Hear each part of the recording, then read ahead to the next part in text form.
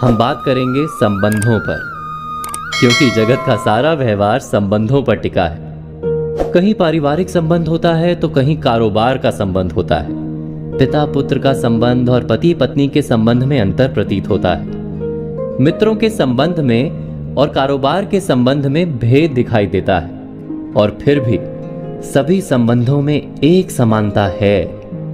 पहले मधुर और प्रिय लगने वाले संबंध बहुत जल्द ही कड़वे प्रतीत होने लगते हैं। क्या ऐसा नहीं होता? क्या हमारे अधिकतर संबंध बोझ नहीं बन जाते जीवन में? पर ऐसा होता क्यों है? संबंध वास्तव में क्या है? कुछ संबंध का आधार प्रेम पर होता है तो अन्य संबंध का आधार लाभ पर। फिर भी सारे संबंध अंत में टूटने क्यों लगते हैं? संबंध का अर्थ उस शब्द को समझने से ही मिलता है। एक व्यक्ति जब दूसरे से बंध जाता है तो उसे बंधन कहते हैं, किंतु दो व्यक्ति जब एक दूसरे से बंधे होते हैं तो उसे संबंध कहते हैं। सम अर्थात समान, और बंध अर्थात बंधन।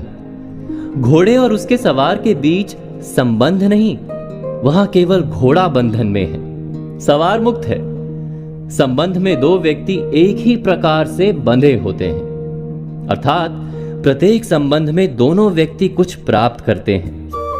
पिता यदि पुत्र को परवरिश देता है तो पुत्र भी पिता को प्रेम और गर्व देता है। बड़े होकर वही पुत्र यदि पिता को संभालता है तो बदले में वृद्ध पिता मार्गदर्शन देता है। ऐसा ही प्रत्येक संबंध में होता है ना। आदान यानी प्राप्त करना और प्रदान यानी देना। ऐसे आदान प्रदान की असमानता दिखाई दे तो वो भ्रम है। वास्तव में जहां असमानता नहीं होती वहीं संबंध होता है, और संबंध में कड़वाहट का कारण भी उसी से समझ में आ जाता है। जब भी दो में से कोई एक व्यक्ति अपने प्रदान का महत्व अधिक मानने लगता है तो संबंध कच्चा हो जाता है। अपने सारे संबंधों को देखिए और परखिए।